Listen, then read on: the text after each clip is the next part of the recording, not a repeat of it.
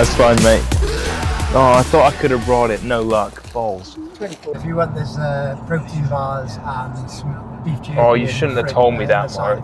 That'll be gone by the time we get there now. So we're headed to the 247 mission event, which I was just talking about, really wanting to do. So it was kind of in my head. I was like, my focus right now is building this off season for HYROX specifically, with a couple other events sprinkled in there. And if it wasn't such a big focus, I so would have done this. It's a 5K run, is it? Followed by as many meters or calories on the ski erg as you can in the remainder of a single hour, and then you repeat that for 12 hours. And I think running, not a huge fan of, but I do love skiing, and so I was like, you could combine them, and I'd like it. It's the team aspect as well. I think there's 5 people on a team, and if I compete like to try and be some of the best in the world, obviously for me that would be preference to be individual. But for something like this, where it's like I'm not going out there to win, I'm going out there to compete as hard as I can and have fun, that team aspect I think really draws me in. So I'm excited to go there, meet some of the guys. I know a good, obviously some incredible athletes are there, like Jake Dearden, and just other athletes in their own respect. So I'm just excited to go down, meet those guys at the 247 event, and just cheer some people on, really. Would you be one of the 2 people that get sent out on the majority of the runs from the team, or would you just be smashing the ski? I think it completely depends on the team. Like if you've got some massive tanks in there, then I mean, like maybe send me out on the run. But otherwise, if you got, like some people like Lucas Parker there, for example, who's in my age group, he'd obviously go out on the run. So it's like, I'm happy. This would be the type of event where I just take whatever people didn't want, really, and just send me out and do it, and I'll run it. Well, I know. So I've loved the 247 brand for a while. So I'm just interested to sort of ask some people more about the brand itself, how maybe, because I've listened to a few podcasts, specifically Jay Dearden's podcast, where he had a couple of the creators of 247 on there, and just how the brand, more in depth as to how the brand started, and maybe I like looking forward. So like, number 1, how did it start? But then number 2, what do you guys want to be sort of investing in and looking to do in the next 5-10 years? Because I think for me personally in my career, I'm going to be at my sort of aerobic or physiological peak in around 8 to 10 years maybe. That's when you see the best rowers and some of the best marathon runners, the early 30s. That's where I'll be at that point. So I'm like, where do you see your brand then, and sort of how could I envision myself gelling into that, working with that, and how could we help each other? So yeah, more of like just into the brand itself. And I like 247 with the events that they put on. So like the Speed Project, the Iceland sort of massive run that they had, that relay team was really cool. And just, I want to sort of pick their brains a little bit about how they decide what events to run, why they run it, and everything like that. Yeah, the Iceland run is so cool. That's, I mean, and the merch that they did for that, I was like, I feel like a bit of a fraud if I bought any of it because I didn't do it, but it looks so sick. I love that. That was really clean. Hey, Yes, I do. hey, how are you? Yeah, good. Good to see you. Good to see you. Yeah, all good, man. All good. Hello, mate. Hi. Nice to meet you. Guys, good to see you. You look even bigger in person. I know. Sorry? I didn't say it to you, but you look even way bigger in person. Oh, you said in person, like you've seen it online. Yeah. Oh, wow. Awesome. But yeah, I mean, I was listening to you two on your podcast the other day as well, so I'm loving the podcast as well. Thank you. So yeah. I've got a lot of zone 2 to do. It works. I just set it on. Yeah. You don't like podcasts usually? Yeah, I like it. Listen, You do. I just don't listen, like listening to me. Yeah. Some bed, Emily did wears you? fake tan, so like it rubs off. Yeah, rubs off onto me. Yeah. Where are you from? Well, I grew up in the Cayman Islands from like 5 to 17, and then moved to the UK, back to the UK there. Then for like A levels and stuff. That must kind of suck, right? See the way they're running back after. I saw them. I was like, all incredible athletes just look like they've been shot. I've been like, it must be our. Wood now. Yeah. I think they've. But they're not the team on top. Now, so Right. The 3 that have been dominating. There were 2 17s or whatever it's called. Squad, and they were in Yeah. 4th and 5th. Ollie March on. Yeah. So they put an incredible team in. They've been around. They're a point or 2 off podium places at the moment. Right. So. But it's the only one.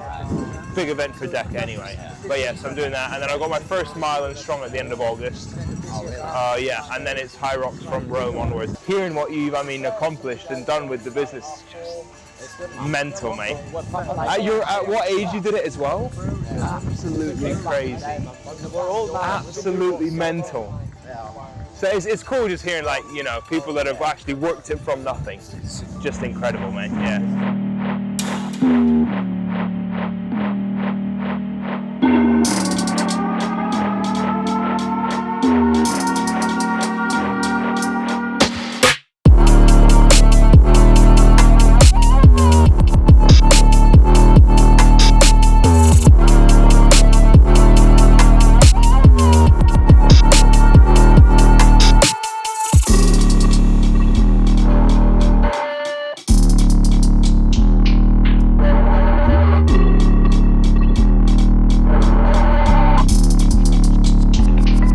Today was sick. It was really, really cool. I met a load of the people there, met a load of athletes, cheered them on. It was just really well set up. We got there near the end, and so we saw the back end of it, and they were all really putting in. And it was great to see the level of commitment from that many amount of athletes. And it was just something that I really want to try and maybe look to do next year.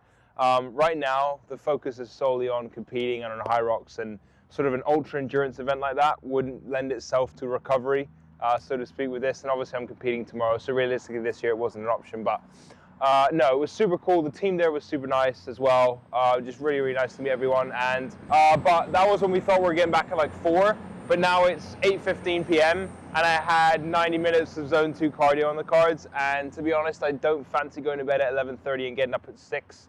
And even then I probably wouldn't have gotten to sleep after training. So and tomorrow up, and I've got, I think, a little bit of just half an hour on the bike easy, and then I'm gonna hit just some short, sharp intervals of running and DEKA movements to sort of get my body fired up for the afternoon/evening. I weren't looking at you, mate. I just thought you were up. You were too tall, actually. Too tall. No. They had these perfect, like, salad meatballs. Balls. I'd love it, like a triple egg sandwich. That would be lovely. Yeah, no mayo. They do have double eggs. Double eggs. Just don't drop it this time. It's rolled down this hill. That's not getting it down this hill. XL chicken duck. Oh, dearie me. That's the calorie surplus that we need. I'll say, what have you got? 4 eggs, so don't kiss me. Protein pancakes, salad chicken bowl, and sushi. And I could probably eat this twice over and still be hungry, unfortunately. If you don't like a sweet treat. I love you one. Creams. Oh, that was it. What? We ordered one, ordered another one, and then I still wanted more, but that's why I drew the line. I was like, no, 2 orders of creams is enough. And like, it was like, pretty sure it was like 2,500 calories as well. It was a lot. And it's just, I just backed it so easily. The thing is, I never eat bad, but like, if I do, it's like a good, like, easy 10K calories, and I wouldn't blink. It's a problem. It's not a problem. I'm fine. I'm fine. Like, that looks good, that looks good, that looks good, that looks good, that looks good. Oh, these are actually good. These protein banana pancakes, yeah. But 434 for those, whereas these are 333. Tell you what, if these have, what are the carbs on these? See, 4.6, that's not going to help me run a DEKA fit, is it? Like mine. Might do, but not as much as 4 eggs. All right. What have you had? Massive bowl of pasta.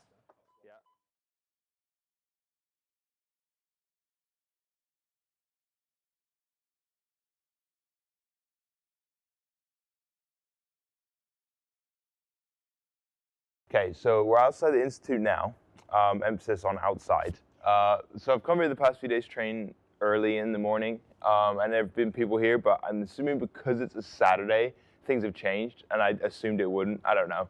Anyway, we're out here. It's not opening, so we can't get in. The plan was to train this morning, and that doesn't look like it's going to be an option. End of the day, race day is probably the only day of the year where I'm least bothered about training in the morning. I want to. I don't like not being able to do it, but at the end of the day, if it's not an option, I'm not going to stress about it. It's fine. I guess it just means I have more energy for this evening. The plan wasn't to not train last night or this morning, and it's thrown me off a little bit. But, you know, all things considered, if it's not an option, it's not an option. So we're fine. If no one comes in the next little bit, I don't know. We might go and get a drink or just get coffee or something like that. That's fine. And then I know I'm doing some media here for Deadly Dozen in an hour or so, so we'll be back here anyway, and there'll be someone to open up. Maybe I get a thing of like half an hour in or not. I don't know, not sure, but it's fine either way. And then, yeah, we're leaving for the venue quite early, considering my race is at about 2. We're leaving at 9:15, getting there at 10.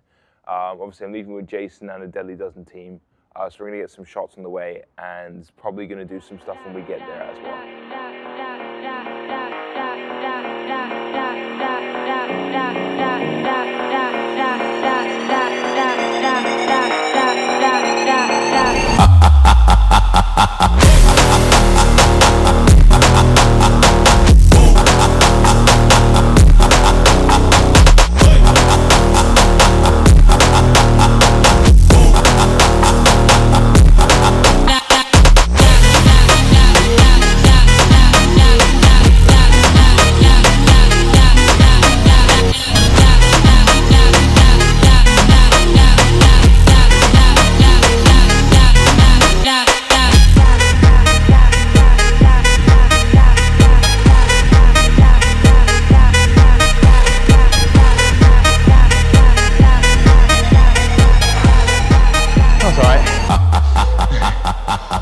I did it a bit extra, but other than that, it's pretty much exactly half of everything. A little bit more, but that's all right. It's like 350 meter runs, and then half of each station, more sled, slightly less ski and row. Yeah, sick. I guess purpose of that would be one, would I do this before HYROX World Championships? Probably not. I did it the day before. Morning of is slightly different. Morning of, it's not the be all and end all of the season. I do want to win, but I'm not specifically tapered for it. Like my volume so far this week is Saturday, and I think it was 20 hours before coming in. So I think it's around 20, 21 right now. And it's just to sort of weight my body up, because DEKA is a higher intensity than I'm used to, because it's shorter. So I just want to expose my body to a bit of that intensity in the morning, so then come afternoon, it's not completely out of my zone.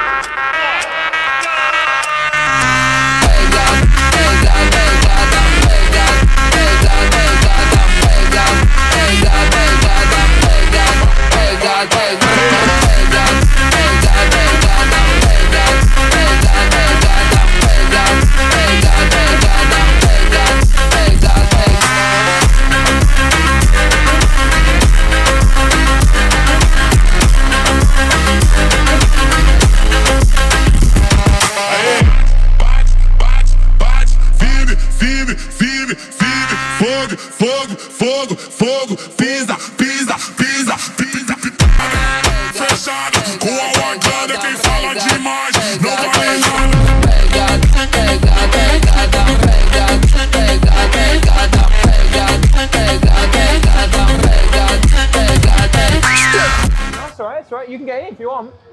No? All right. Sorry?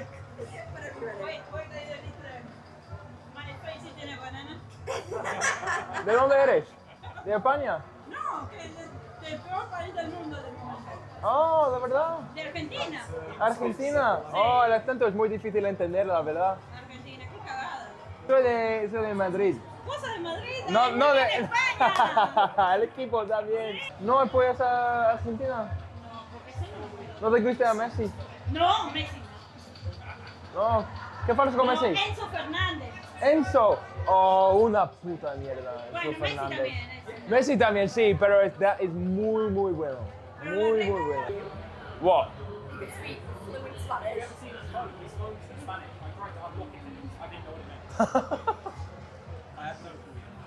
Numbers are the same in English, mate. Talk me through your race. What went well?